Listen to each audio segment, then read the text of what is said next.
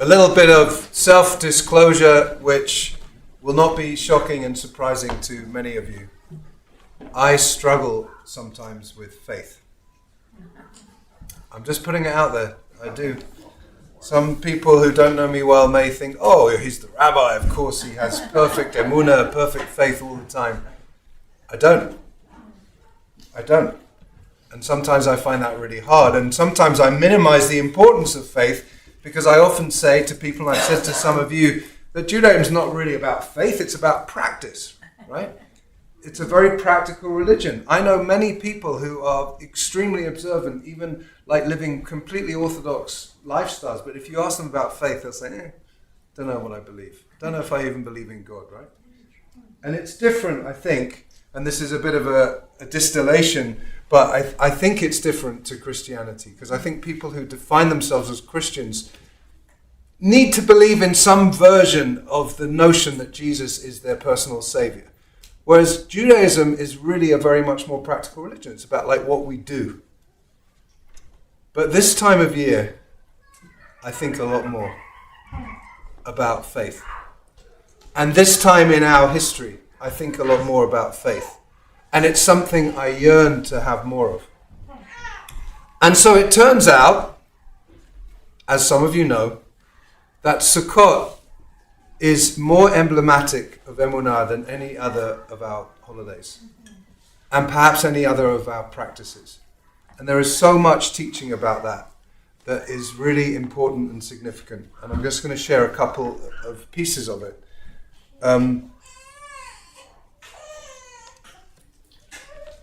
It's so great to have babies in the room. Hi Liba, hi Barbara.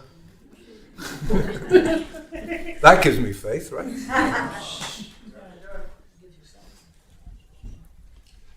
Rabbi Chana, what is the phrase in the Zohar that gives you most joy when it comes to Sukkot? Just say it out loud. That we sit Bitzalei Dimahemanuta. Bitzalei Dimahemanuta, which is, I can never say, which is why I asked Rabbi Chana to say it. But it's a phrase in Aramaic that comes in the Zohar, which Chana translates as sitting in the shade of sublime faith. Sitting in the shade of sublime faith. And this is picked up by so many of the commentators, especially the Hasidic commentators, as being the essence of what Sukkot is really all about. And the Netivot Shalom says it in a way that is so powerful, because he says really all of the mitzvot and all of the Torah, which is contrary to what I sometimes say, are ultimately about Emunah. And because Sukkot, the essence of Sukkot, he says, the Sukkah inyana Emunah. The essence of Sukkot, he says, is about Emunah. V'haemunah hu shoresh v'klal kol hamitzvot v'hatorah. And faith, Emunah, is the root and the general principle of all of the mitzvot and all of the Torah. Kidichtiv, as it says in Tehillim, in Psalms, kol mitzvotecha Emunah. Hiyut mitzvot sukkah hi shoresh ha'emunah leman yedu dorotechem. So when the Torah tells us that the reason that we dwell in Sukkot is that the future generations will know that when we came out of Egypt we dwelled in Sukkot, which may or may not be true historically because there's no direct reference to that happening, but and that's hence the whole argument in the Talmud that Rashi quotes, which is that he says Sukkah mamash or ananei kavod. Are we really talking about the actual physical structure of a sukkah, or are we talking about the protective clouds of glory that we do read about in the Torah? We're protecting the people when they were on all of their journeys. And of course the ananei kavod, the clouds of glory, are really about emunah, about faith. Hashem mimena, he continues to say, because from the mitzvah of sitting in the sukkah, yonkim v'sho'avim emunah l'chol hashana, we can draw down and be nourished by a type of emunah that will sustain us for the whole year. And this is a theme that is picked up again and again by different ones of the commentators, that every moment that we spend in a sukkah, whether we're playing cribbage or eating a meal or sleeping or all of the different things, because it says teshvu, dwell in a sukkah for 7 days. It doesn't define for us what that really means. But what we know from the Mishnah is that we make everything that we perceive to be permanent temporary, and everything that we perceive to be temporary permanent. That's what it means to be in a sukeva and arai. The idea of something being fixed or permanent, which we think of as our homes, we make our temporary dwelling. And what we think of as arai, as flimsy and insecure and temporary, we make our fixed abode for the 7 days. And there's something about that depends on faith.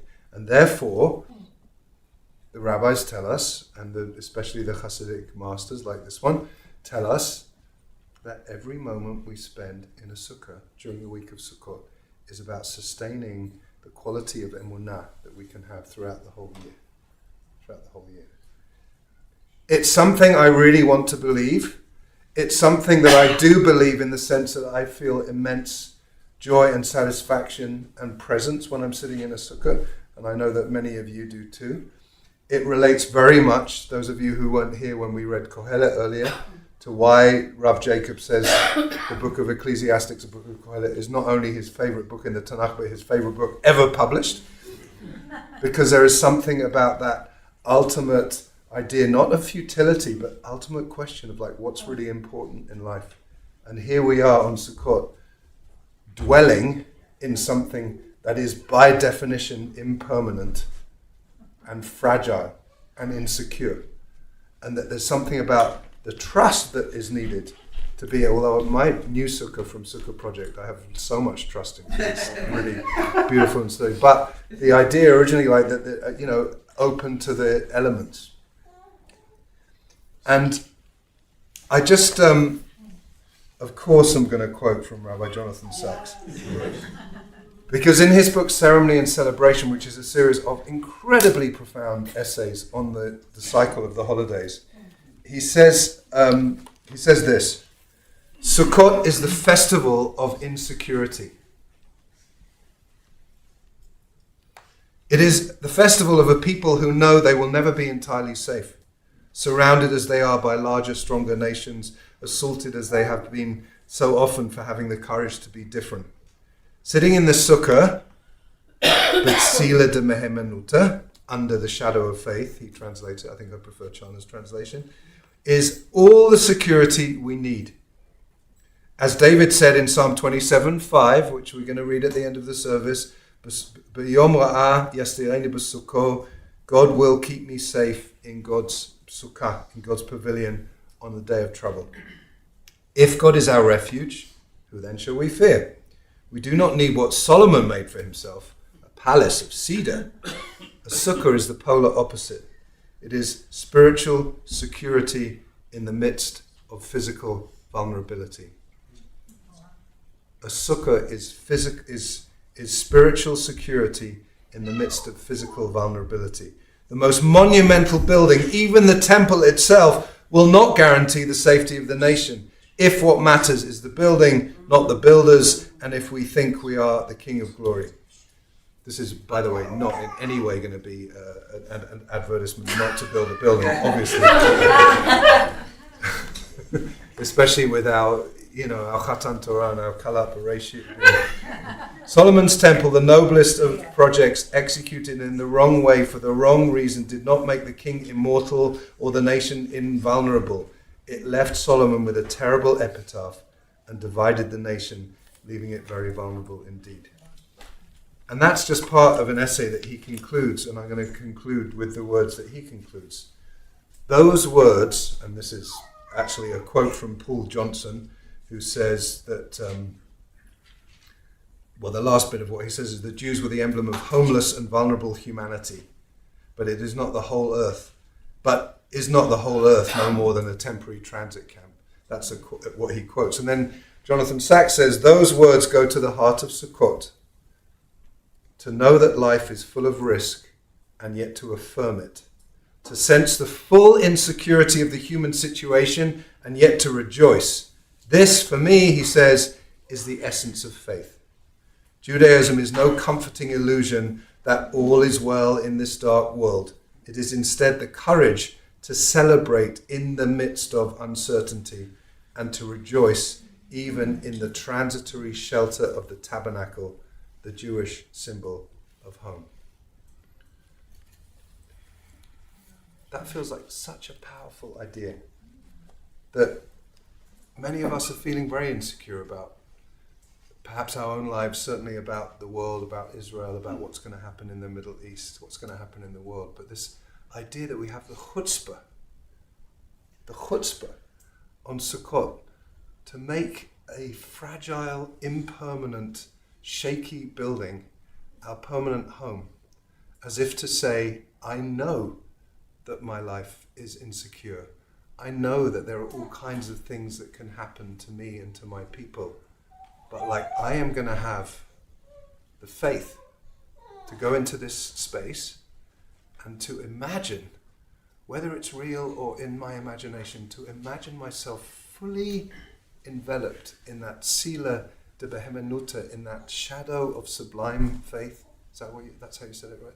The shadow of sublime faith, that I can imagine that presence, like the ananei kavod in the Torah, like the clouds of glory, just hovering over me with this sense of spiritual protection beyond anything physical, that is going to nourish me and sustain me and hold me and protect me spiritually, even if it can't hold me up physically, and give me that sense of faith that is going to sustain me, not just for the week of Sukkot, but for the whole year.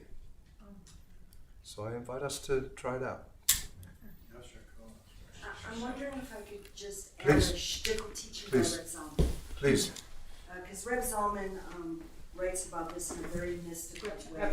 You should go up there for all our guests. Yeah, otherwise I'm going to just repeat what you say. and I I'll won't do keep it this justice. as short as possible, but he talks about, Reb Zalman talks about this in a very mystical way, and that we can really create a charity of goodness into the rest of the year. But this is kind of the how of to do this. It is like sitting, and you have to begin by creating a place of emptiness within you. You have to sit and just kind of, as Rumi would say, wash yourself of yourself for a moment. Create kind of a basket of yearning, a container of yearning within your body, because it's an embodied practice.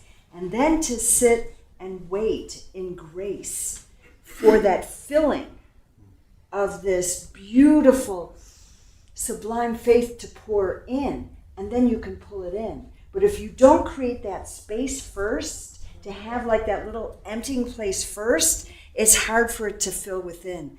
It's real, it's palpable. I invite you to try that. If you want to talk more about it, ask me, because it's mamish.